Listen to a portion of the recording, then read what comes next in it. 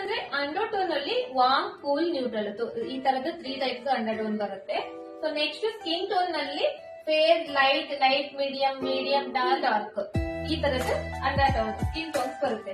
So cool ಅಂಡರ್ಟೋನ್ ಇದೆ. Cool ಅಂಡರ್ಟೋನ್ ಮೇಲೆ ನಾವು ಆಲ್ಮೋಸ್ಟ್ ಕರೆಕ್ಷನ್ ಮಾಡೋ ಟೈಮ್ ನಲ್ಲಿ ಪೀಚ್ ಕರೆಕ್ಟರ್ ನ ಯೂಸ್ ಮಾಡಬೇಕು.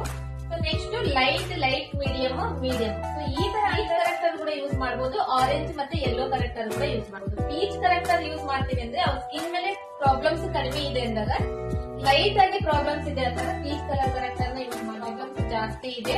ಅವಾಗ ನಾವು ಅದನ್ನ ಹೈಡ್ ಮಾಡ್ಬೇಕಂದ್ರೆ ಆರೆಂಜ್ ಕರೆಕ್ಟರ್ ನ ಯೂಸ್ ಮಾಡಬೇಕು. ಆರೆಂಜ್ ಕರೆಕ್ಟರ್ ನ ಅಪ್ಲೈ ಮಾಡಿ ಅದನ್ನ ಹೈಡ್ ಮಾಡಿ ಅದನ್ನ ಯೆಲ್ಲೋ ಕರೆಕ್ಟರ್ ನ ಯೂಸ್ ಮಾಡಬೇಕು.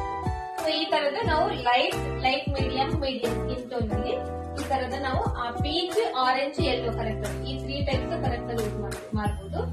ಮತ್ತೆ ಮೀಡಿಯಂ ಡಾರ್ಕ್ ಸ್ಕಿನ್ ಟೋನ್ ಇದೆ ಅಂದಾಗ ನಾವಲ್ಲಿ ಆರೆಂಜ್ ಮತ್ತೆ ಯೆಲ್ಲೋ ಕರೆಕ್ಟರ್ ನ ಯೂಸ್ ಮಾಡಬೇಕು. ಪೀಚ್ ಕರೆಕ್ಟರ್ ನ ನಾವಲ್ಲಿ ಯೂಸ್ ಮಾಡಕ್ ಆಗಂಗಿಲ್ಲ, ಯಾಕಂದ್ರೆ ಅವ್ರ ಸ್ಕಿನ್ ಆಲ್ರೆಡಿ ಡಾರ್ಕ್ ಇರುತ್ತೆ. ಅವ್ರ ಸ್ಕಿನ್ ಮೇಲೆ ನಾವು ಪೀಚ್ ಕರೆಕ್ಟರ್ ಯೂಸ್ ಮಾಡಿದ್ರೆ ಸ್ವಲ್ಪ